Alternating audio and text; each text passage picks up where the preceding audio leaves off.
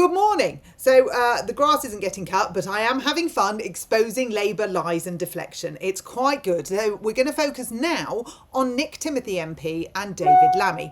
Now, a while ago, I did a video on solar panels and how it was being reported that because they are Chinese made, the Chinese have the power to flick the switch and plunge us into darkness, get rid of our power. They have the power to get rid of our power. There you go. Nice. See how we did that. Oh, thank you. Please do keep liking and subscribing.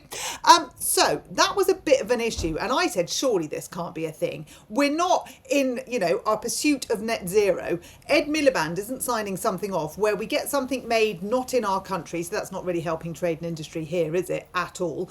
We get something made in China that we have to import into the UK. So the carbon footprint on that is, I can only begin to guess what that is. And then, of course, if there's any parts that need fixing, where do they come from? Well, they come from China as well. I mean, China's done brilliantly out of this deal. We are relying solely on them. And I thought we wanted to rely solely on ourselves as an island, or maybe not solely, but I thought we wanted to have more resilience ourselves.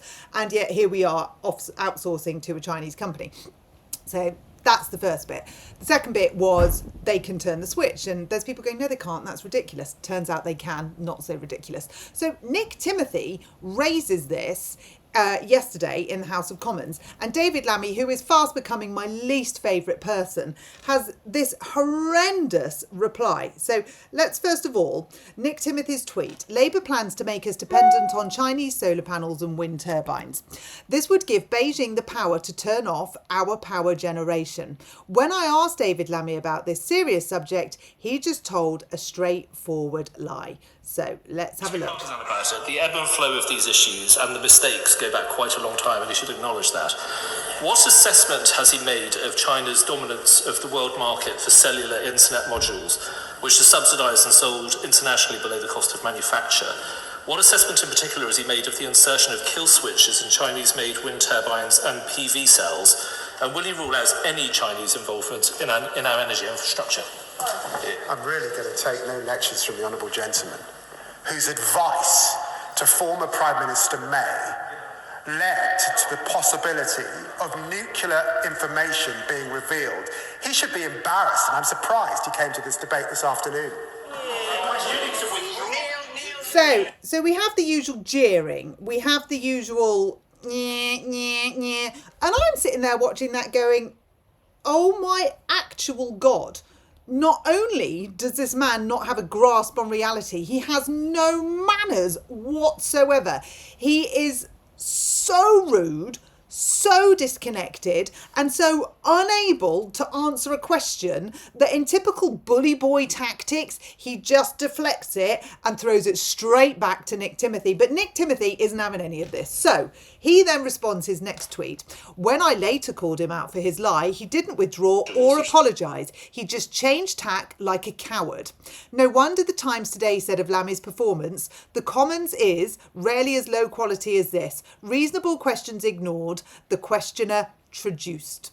Now, I couldn't agree more. Let's have a little look at the next exchange. I'm very used to the fact that we don't get answers in this House, so perhaps you can give us advice about whether ministers are ever actually going to answer a question.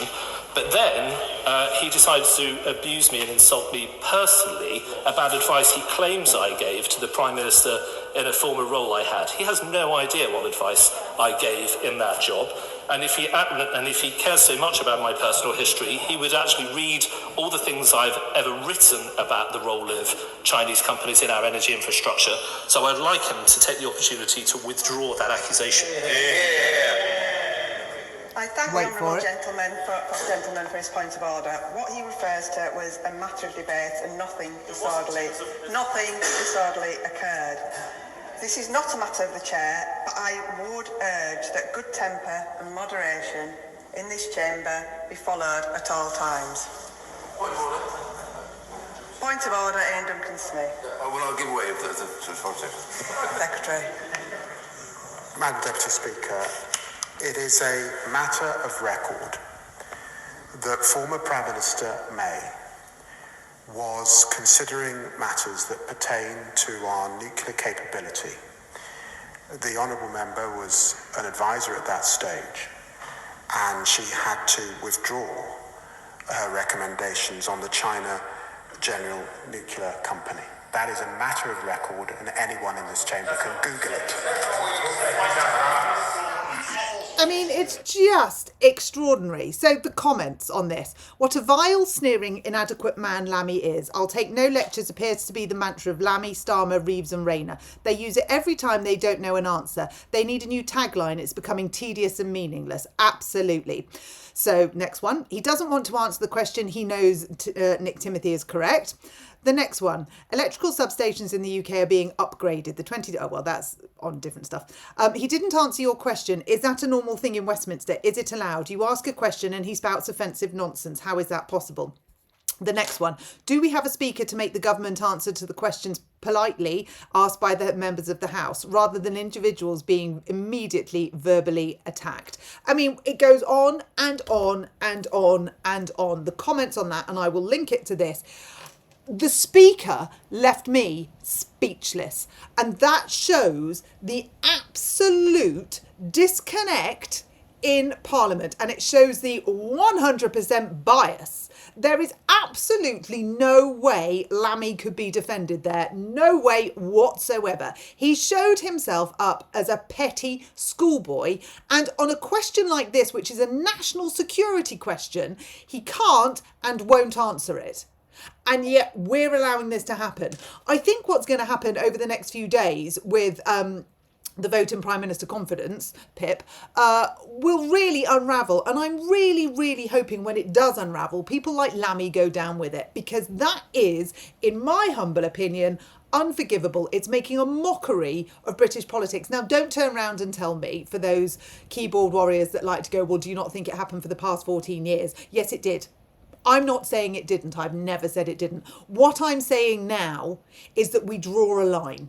There has to be credibility, there has to be integrity, and there has to be a code of conduct that is followed by all MPs on both sides. I don't want to hear what happened in the past 14 years, because right now we are stuck in a very present mess.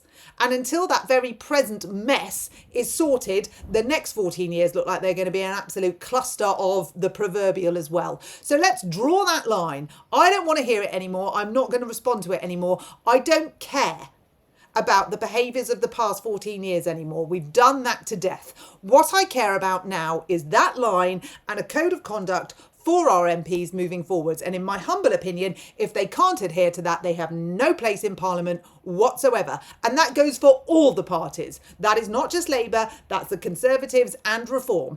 If it was me as the Speaker of the House, it's one strike, you're out. You answer the question or you're gone. Simple as that. Whew.